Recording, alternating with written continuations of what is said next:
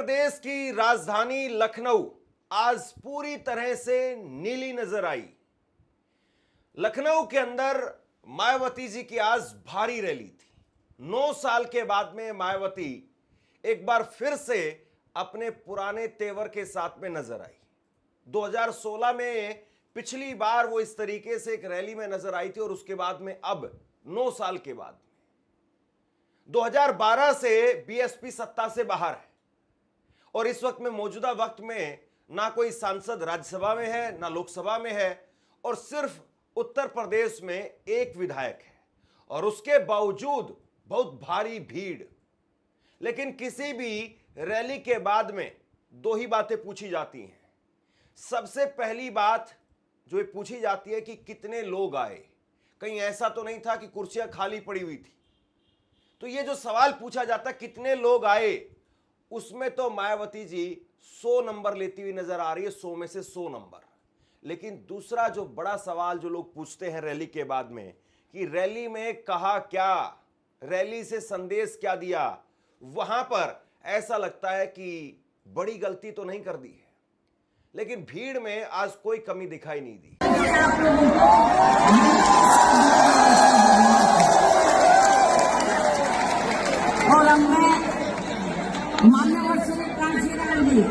ये जो भीड़ है ये मायावती जी की ताकत है। ये भीड़ है, ये आप ये कह सकते हैं कि काशीराम साहब ने जो मूवमेंट शुरू किया था उसकी ताकत है। अंबेडकर साहब उनको लेकर के जो एक मूवमेंट बनाया गया और आज भी वो मूवमेंट काशीराम साहब के जाने के 19 साल के बाद में भी अगर इस तरीके से भीड़ नजर आ रही है तो वाकई ये बहुत बड़ी बात है। जहां एक तरफ बड़े बड़े नेताओं की रैलियों में कुर्सियां खाली रह जाती हैं, प्रधानमंत्री तक की रैलियों में बसों से भाड़े की भीड़ बुलानी पड़ती है और मायावती जी की रैली में ऐसा नजारा देखने को मिला कि खचाखच मैदान भर गया।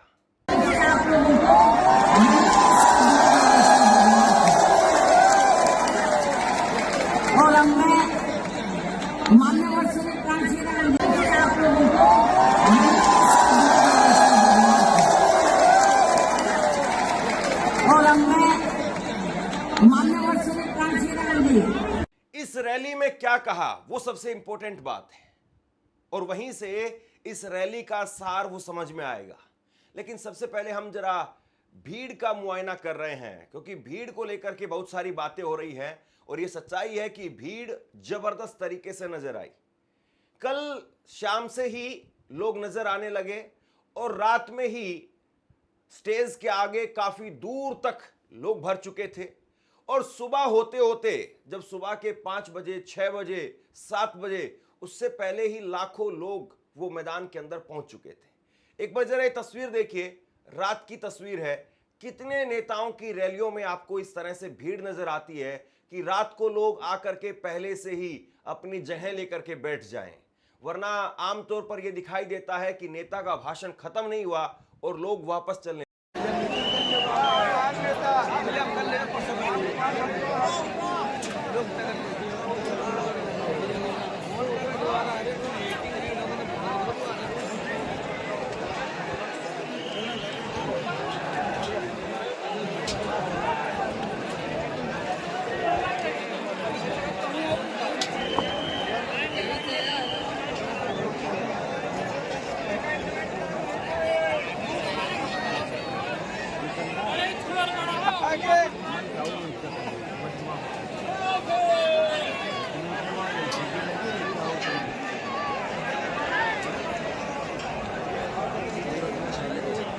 अब सबसे बड़ी बात यह है कि इस रैली से संदेश क्या गया है।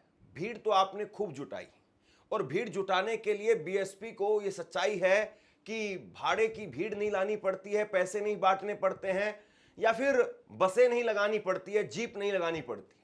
लोग अपने से आते हैं, लोग चना लेकर के, अपना राशन पानी लेकर के खुद से आते हैं और उसके बाद में बीएसपी की रैली से अगर आप देखेंगे तो लोग जाते समय पर कोई संविधान की किताब लेकर के जाएगा, कोई बौद्ध धर्म से जुड़ा हुआ कोई चिन्ह लेकर के जाएगा, कोई दूसरी पुस्तक लेकर के जाएगा। दूसरी रैलियों में दिखाई देता है कि जाते जाते भीड़ ने फला जगह पर पोस्टर फाड़ दिए, फला जगह पर आगजनी कर दी, तोड़फोड़ कर दी, पत्थर चला दिए। बीएसपी की रैली में ऐसा नहीं दिखाई देता, ये सच्चाई है। लेकिन मायावती जी, आज की इस रैली को अगर आप तराजू पर तोल करके देखें तो ऐसा दिखा कि वो सपा पर, कांग्रेस पर भी हमला कर रही हैं और बीजेपी पर भी हमला कर रही है। लेकिन कहीं ना कहीं ऐसा दिखा कि उनका जो तराजू है जिसमें वो तोल रही थी, उसमें सपा और कांग्रेस को उन्होंने ज्यादा कोसा। बीजेपी की तारीफ भी कर दी, बीजेपी की प्रशंसा की, योग्य जितना सरकार की मायावती जी ने मंच से प्रशंसा कर दी। देखिए, एक तरफ इस रैली के अंदर मायावती जी कह रही हैं कि हमारा एक्सपीरियंस रहा है, जब जब हम गठबंधन में लड़े हैं तो हमें वोट नहीं मिला है, हमारा वोट दूसरे लोगों को चला गया, लेकिन दूसरे लोगों का या दूसरी पार्टियों का जो वोट है वो हमें नहीं मिल पाया। और फिर इसके बाद में उन्होंने कहा कि 27 का चुनाव हम अकेले लड़ेंगे। लेकिन सवाल यह है कि आप अकेले लड़ने की बात कहती हैं, गठबंधन पर आप कोसती हैं, सपा को आप कहती हैं कि ये दोगले लोग हैं, यहां तक कह दिया। अखिलेश यादव को लेकर के ये भी कह दिया कि अखिलेश यादव को पीडीए तभी याद आता है जब वो विपक्ष में होते हैं, वरना आपने कासगंज का नाम बदल दिया, काशीराम साहब के नाम पर नाम रखा था, आपने कासगंज कर दिया। तो मायावती जी ने अखिलेश यादव को लेकर के खूब हमला बोला और दूसरी तरफ बीजेपी को लेकर के कह दिया कि बीजेपी की सरकार सपा की सरकार से अच्छी है, बीजेपी की सरकार ने कभी पैसा नहीं दबाया। यह बात जब उन्होंने कही तो उसके बाद में सियासी मायने इस रैली के वो बदलते हुए नजर आए। लोगों ने कहा कि बहन जी को इस तरीके से खुल करके बीजेपी की प्रशंसा नहीं करनी चाहिए थी। एक तो पहले ही बहन जी को लेकर के बहुत सारी बातें हो रही हैं कि बहन जी वो बीजेपी से डर करके, दब करके काम कर रही है। हालांकि आज उन्होंने कहा कि मुझ पर, मेरे माता पिता पर, मेरे परिवार के लोगों पर इनकम टैक्स, सीबीआई की छापे जो डलवाए गए, हमारी छवि को खराब किया गया, हमारे ऊपर फर्जी केस लगाए गए। यानी एक तरीके से वो कोशिश कर रही थी कि अपनी उस छवि से बाहर आए कि उनको केस लगा करके डरा दिया गया है, धमका दिया गया है। लेकिन उसके बाद में जब उन्होंने बीजेपी का आभार जताया तो फिर उसके बाद में मामला पलटता हुआ नजर आया। संबंध में मैं आप लोगों को ये बताना चाहती हूँ, जब यूपी में हमारी सरकार थी और ये मान्यवर श्री कांशीराम जी के आदर सम्मान में ये जो विशाल स्मारक स्थल जब बनाया गया था, तो हमने उसी समय हमारी सरकार ने ये व्यवस्था की थी कि हम देखने वालों के लिए इस पर हम टिकट की व्यवस्था करेंगे और इसका जो पैसा आएगा टिकट का, तो वो किसी और मद पर खर्च नहीं किया जाएगा, बल्कि जितने भी उत्तर प्रदेश की राजधानी लखनऊ में जो स्मारक बने हैं, पार्क बने हैं, तो उनके रख रखाव पर खर्च किया जाएगा। तो ये हमने व्यवस्था की थी। लेकिन दुख की बात यह है कि जब वर्तमान भाजपा की सरकार से पहले यहाँ सपा की सरकार थी, तो सपा की सरकार ने उस टिकट के पैसे को दबा कर रखा, एक पैसा खर्च नहीं किया इनके रख रखाव पर, और हालत बड़ी जर्जर हो गई थी स्थलों की। यही नहीं, और भी स्थल थे, पार्क थे, उनकी हालत बड़ी खराब हो गई थी। तो तब मैंने उत्तर प्रदेश के मुख्यमंत्री जी को ये कहा, लिखित चिट्ठी के जरिए उनसे रिक्वेस्ट किया कि हम आपसे ये नहीं कहते कि दूसरे मद का पैसा आप इनके रख रखाव पर लगाओ, तो जो देखने वालों का टिकटों का पैसा काफी बड़ी तादाद में इकट्ठा हो गया है गवर्नमेंट के पास, उस पैसे को इनके रख रखाव पर लगाया जाए। तो उत्तर प्रदेश की वर्तमान भाजपा की सरकार ने इस मामले को दिखवाया पूरा, और उसके बाद उन्होंने हमें कमिट किया, प्रॉमिस किया कि हम जो भी पैसा टिकटों को आया है हम दूसरे मत पे नहीं लगाएंगे, बल्कि इन स्थलों के रखरखाव पर लगाएंगे। उन्होंने ये लगाया, इसलिए हमारी पार्टी उनकी आभारी है। लेकिन वहीं दूसरी तरफ समाजवादी पार्टी की जब यूपी में सरकार थी और ये स्थल बन चुके थे, तो उन्होंने इनके रखरखाव पर कोई पैसा खर्च नहीं किया, टिकटों का पैसा दबा कर रख लिया। यहां पर दरअसल ये कहा जा सकता है कि बीजेपी की प्रशंसा नहीं की है, बल्कि कांसीराम साहब के स्मारक के लिए जो पैसा दिया गया या अलग अलग स्मारकों के लिए जो पैसा दिया गया, उस बात की प्रशंसा की है। तो क्या ऐसा कोई एक भी काम अखिलेश यादव ने नहीं किया था? क्या अंबेडकर साहब के लिए कोई ऐसा एक काम कांग्रेस ने नहीं किया? आप कांग्रेस की प्रशंसा नहीं कर पाई, आप समाजवादी पार्टी की प्रशंसा नहीं कर पाई, आप योगी आदित्यनाथ की सरकार की प्रशंसा कर रही हैं कि उन्होंने स्मारक के लिए पैसा दिया, पैसा दबाया नहीं। ये बहुत मामूली सी बात है, ऐसा नहीं कि इस बात को अलग से रेखांकित करने की जरूरत थी। सरकार ने पैसा दिया। बीजेपी तो हमेशा से चाहती है कि बीएसपी चुनाव लड़े, मजबूती से लड़े, और बीएसपी अगर चुनाव लड़ेगी, मजबूती से चुनाव लड़ेगी, तो कहीं ना कहीं सपा वो कमजोर होगी।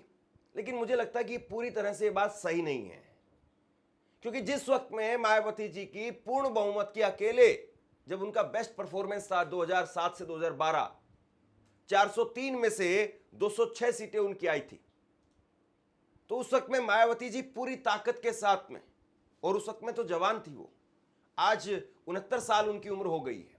हालांकि आज जरा देखिए, तस्वीर देखिए आप, जिस वक्त में कांसीराम साहब की प्रतिमा पर वो पुष्प अर्पित कर रही थी, तो उस वक्त में दोनों हाथों में गुलाब के फूल लेकर के फेंकती हुई नजर आई, क्योंकि चूंकि वो जो प्रतिमा है वो काफी ऊंचे स्थान पर लगी हुई है। मायावती जी वहां पर दोनों हाथों में गुलाब के पत्ते लेकर के और वो फेंकती हुई नजर आई। यानी एक तरीके से वो बता रही थी कि मैं रिटायर नहीं हूं, टायर्ड भी नहीं हूं। और उसके बाद में हंसी भी, ठाके भी लगाए। फिर उसके बाद में आकाश आनंद उनका हाथ पकड़ करके आगे भी किया। आज मंच पर भी उन्होंने आकाश आनंद को लेकर के कई सारी बातें कही, उनकी प्रशंसा की। लेकिन आकाश आनंद जिस वक्त में 2024 के चुनाव में बीजेपी पर करारा हमला बोल रहे थे, उस वक्त में आकाश आनंद को बाहर कर दिया गया था। अब आकाश आनंद को फिर से अंदर लिया। तो आकाश आनंद को लेकर के मायावती जी आज फिर से कहती हुई नजर आई इस रैली में, कहा कि जिस तरीके से कांसीराम साहब ने मुझे आगे बढ़ाया था, वैसे ही मैंने आकाश आनंद को आगे बढ़ाया है। हालांकि पहली बार आज ये हुआ कि मायावती जी उस मंच पर अकेली नहीं बैठी, बल्कि कुल मिलाकर के उस मंच पर 9 कुर्सियां लगी थी। मायावती जी की एक कुर्सी लगी सफेद रंग की, उसके बगल में मुस्लिम समुदाय के 3 चेहरे, मुनकाद अली, नौशाद अली और शमशुद्दीन, उनको जगह मिली। उसके साथ में दलित समाज के 4 चेहरे, जिसमें मायावती के भाई आनंद, भतीजे आकाश आनंद, गिरीश चंद्र जाटव और घनश्याम चंद्र खरवार, वो बैठे हुए थे। और ओबीसी और सामान्य वर्ग से सतीश चंद्र मिश्रा, उमाशंकर सिंह और विश्वनाथ पाल, उनको जगह मिली। इससे पहले मायावती अकेले ही बैठती हुई नजर आती थी, केवल उन्हीं का सोफा, भारी वाला बड़ा वाला सोफा जो है लगता था। लेकिन मायावती जी ने आज कहा कि मेरी उम्र तो हो गई है काफी, लेकिन मैं अब आप लोगों के बीच में ज्यादा समय दूंगी। और आमतौर पर इतनी लंबे समय तक मायावती कभी रैली में ठहरती हुई नजर नहीं आई। आज 3 घंटे तक मायावती यहां पर थी।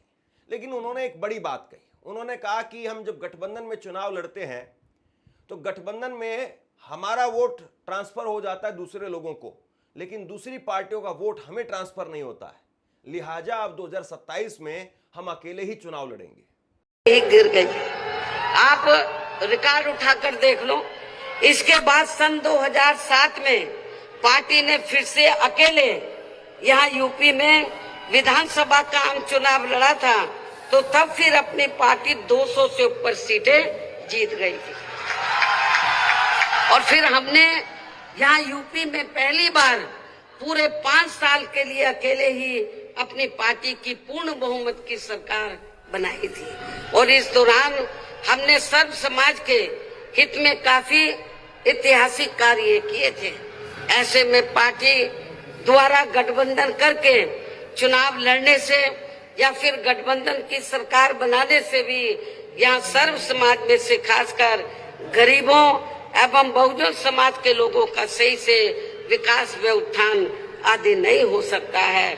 इसलिए इस बार यहाँ यूपी विधानसभा के होने वाले आम चुनाव में अब तक के रहे अनुभवों के मुताबिक हमारी पार्टी ने सन 2007 की तरह ही अकेले चुनाव लड़ने का फैसला लिया है।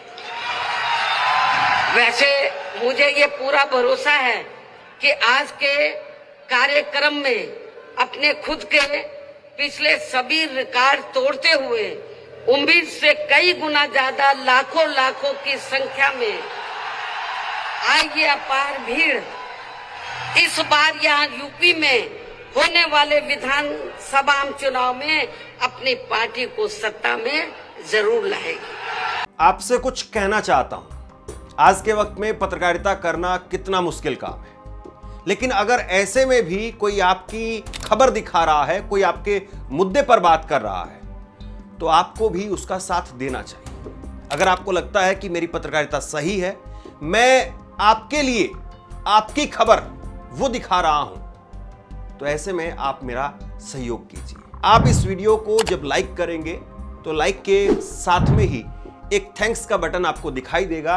उस थैंक्स के बटन पर आप क्लिक कीजिए और जो भी सहयोग राशि दे सकते हैं वो दीजिए। दूसरा, आप चैनल को ज्वाइन कर सकते हैं और चैनल को ज्वाइन करके भी मुझे मदद कर सकते हैं। आज की रैली के बाद में सबसे ज्यादा जो चर्चा हो रही है वो चर्चा इसी बात की हो रही है कि मायावती जी ने आखिरकार ये क्यों कह दिया कि बीजेपी की सरकार अच्छी है, सपा की सरकारों की तरह से पैसा नहीं दबाया। और उसके बाद में अखिलेश यादव का इस पर तुरंत जवाब आ गया। अखिलेश यादव ने लिखा क्योंकि उनकी अंदरूनी सांठगांठ है जारी, इसलिए वो भी जुल्म करने वालों के हैं आभारी। तो यहां पर अखिलेश यादव कह रहे हैं कि जुल्म करने वाली भाजपा उसकी बीएसपी आभारी क्यों है? क्योंकि अंदरूनी सांठगांठ है, अंदरूनी बीएसपी बीजेपी के ही साथ है। तो इसलिए यह कहना कि मायावती के उभरने से या मायावती जिस तरीके से भीड़ को अपने साथ में लेकर के आई हैं, भीड़ उनके लिए आई है, तो ऐसे में सपा की सरकार नहीं बनेगी, मुझे लगता है कि यह कहना बहुत ज्यादा जल्दबाजी होगी। जब 2007 से 2012 जब मायावती जी युवा भी थी, आज के मुकाबले में कम से कम उनकी सरकार थी, 403 में से 206 सीटें थी, और उसके बाद में अखिलेश यादव की सरकार बनती है। बाद में फिर 2017 के अंदर बीजेपी की एंट्री होती है, और बीजेपी की एंट्री होने में कहीं ना कहीं अखिलेश यादव की भी बहुत सारी गलतियां हैं, मुलायम सिंह परिवार की बहुत सारी गलतियां हैं। जिस तरीके से चाचा भतीजे में लड़ाई हुई, अखिलेश यादव उस वक्त में पहली बार के सीएम थे, तो सीएम कौन है, मुलायम सिंह यादव के स्टेटमेंट जो बाहर निकल करके सामने आए, शिवपाल यादव के साथ में उनके जो मतभेद निकल करके सामने आए, यानी एक तरीके से वो जो समाजवादी पार्टी का कोर वोटर था वो डिस्टर्ब हो गया। और दूसरी तरफ बीजेपी वो बहुत तेजी के साथ में उभर रही थी, तो बीजेपी ने उस पूरे स्पेस को कैप्चर कर लिया। अब ऐसे में मायावती फिर से उभर करके सामने आती है, तो सबसे पहली बात तो ये है कि मायावती जी की क्रेडिबिलिटी, उसको लेकर के सवाल है, और मायावती जी उस तरीके से कंटिन्यू होकर के सक्रिय हो पाएंगी, इसको लेकर के भी सवाल है। सवाल इस बात को लेकर के भी है कि क्या मुद्दों को लेकर के मायावती जी वो बीजेपी पर अटैक करती हुई नजर आएगी। जैसे अभी सीजीआई पर जूता फेंका, लेकिन सीजीआई पर जूता फेंका सुबह 11:30 बजे, और उसके बाद में मायावती जी का कोई ट्वीट नहीं आया। प्रधानमंत्री का ट्वीट आता है रात को 8:30 बजे, और उसके बाद में तकरीबन 10 बजे के आसपास मायावती जी का ट्वीट आता है। अब इस क्रोनोलॉजी को आप क्या कहेंगे? अगर आप नेता हैं, आप उस तबके की नुमाइंदगी करती हैं और आज भी करने की बात करती हैं, तो इतनी देर किस बात की? BR गवई साहब वो किसी राजनीतिक पार्टी से तो नहीं थे। तो प्रधानमंत्री का ट्वीट, पहली बात तो ये कि वही बहुत लेट आया, और आपने प्रधानमंत्री के बाद में ट्वीट किया, बाकी सब लोग बोल चुके थे, कह चुके थे। तो ये जो कहीं ना कहीं टैग लगा है, ठप्पा लगा है बीएसपी पर, उसको जो है वो मायावती जी को दूर करना पड़ेगा। आकाश आनंद को लेकर के क्या उनका भरोसा बन चुका है या अभी भी डगमगा सकता है, ये भी बहुत बड़ा सवाल है। चंद्रशेखर आजाद को लेकर के एक बार फिर से आज वो बोलती हुई नजर आई। सीधे नाम नहीं लिया, लेकिन कहा कि बहुत सारे लोग हमारे ही समुदाय के वो खड़े कर दिए गए हैं, उनकी पार्टियां बनवा दी गई है, उनके संगठन बनवा दिए गए हैं। तो अभी भी आपको चंद्रशेखर आजाद से दिक्कत है या और लोगों से दिक्कत है? राजनीति में ऐसा नहीं है। राजनीति में या मार्केट में अगर आपको जमना है तो बगल में कोई और भी आकर के बैठेगा। आपको अपने आप पर ध्यान देना पड़ेगा, अपने आप को और मजबूत करना पड़ेगा। कंपटीशन है ये। बहुत सारे नेता वो आते हैं और आपको ही छोड़ करके चले जाते हैं। कांग्रेस से कितने नेता छोड़ छोड़ करके गए। आज देखिए आप, शरद पवार हैं, चाहे ममता बनर्जी हैं, ये कितने सारे नेता हैं जो कांग्रेस से ही निकल करके गए हैं। अरविंद केजरीवाल को तो पहली बार कांग्रेस ने ही मुख्यमंत्री बनवाया था। तो राजनीति में लोग आते हैं, जाते हैं, चलते रहता है, कारवा है ये। और ऐसे में आप कहां हैं, ये सबसे बड़ा सवाल है। मायावती जी को लेकर के आज भी उनके वोटर में, आज भी उनके प्रशंसकों में कहीं कोई कमी नहीं है। और ये जो आज भीड़ निकल करके आई है, ये सिर्फ और सिर्फ इस बात की गवाह है कि मायावती जी को आज भी लोग देखना चाहते हैं, पसंद करते हैं, सुनना चाहते हैं। लेकिन मायावती जी क्या वो खुद लोगों के लिए डट करके खड़ी हो पाएंगी, ये बहुत बड़ा सवाल है। क्या वो खुद उस तरीके से एक्टिव हो पाएंगी जैसे उनको होना चाहिए, या फिर आप दो तलवार इधर चलाएंगी, दो तीर इधर चलाएंगी और उसके बाद में एक तीर उधर चलाएंगी? तो ये कहां की रणनीति है कि 2 कदम आगे 1 कदम पीछे, फिर 2 कदम पीछे 1 कदम आगे? क्या राजनीति में ऐसे चल पाएंगे आप? और आज के वक्त में कहीं ना कहीं वोटर की जो मेंटलिटी है वो बदली है। वोटर का जो स्वभाव है वो बदला है। वो क्लैरिटी चाहता है कि आप किस तरफ हैं, आप स्पष्ट कर पा रही हैं या नहीं कर पा रही हैं। और जिस तरीके से इंडिया और एनडीए ये 2 खेमे हैं, अब ऐसे में ये जरूरी नहीं है कि यहां पर ये कहा जाए कि भैया बीजेपी या कांग्रेस यही 2 धड़े हैं। नहीं, इसमें देखिए अरविंद केजरीवाल, उनकी सरकार है पंजाब में, दिल्ली में हार गए, ये सही बात है, लेकिन ममता बनर्जी की सरकार है। तो ऐसे में सवाल यह है कि मायावती जी आज लखनऊ में जिस तरीके से, जिस दमखम के साथ में नजर आई है, क्या उसको वो जारी रखेंगी? और इससे नुकसान किसको है? कहीं ऐसा तो नहीं है कि जो 5 किलो अनाज के नाम पर बीजेपी ने जिस तबके को अपने पास में ले लिया, अगर वो तबका वापसी मायावती जी के पास चला गया तो फिर नुकसान तो बीजेपी का भी होगा। 5 किलो अनाज वाली लाइन आप खंगाल करके देखिए। जो 5 किलो अनाज के नाम पर, मकान के नाम पर, शौचालय के नाम पर, या फिर ठीक है कि सपा को दूर रखना है इसलिए बीजेपी के पास चला गया, तो वो अगर बहन जी मजबूती से लड़ेंगी तो वो वापसी भी तो चला जाएगा। और ऐसे में फिर कहीं ऐसा ना हो कि फिर बीजेपी का भारी नुकसान हो जाए। और राजनीति में 1 और 1 11 होंगे, 1 और 1 2 होगा, या 1 और 1 0 हो जाएंगे, कुछ कहा नहीं जा सकता। हर चुनाव का अपना अलग समीकरण होता है, अलग मुद्दे होते हैं, लोगों की हर बार अलग समझ होती है। लेकिन 27 के लिए आप ये जरूर कह सकते हैं कि एक शंखनाद आज होता हुआ नजर आया। अब मायावती जी इसको किस तरीके से, कैसे आगे ले जाती हैं, ये देखना बाकी है। आप क्या सोचते हैं नीचे कमेंट बॉक्स में लिख करके जरूर बताइए। इस खबर को शेयर कीजिए। धन्यवाद।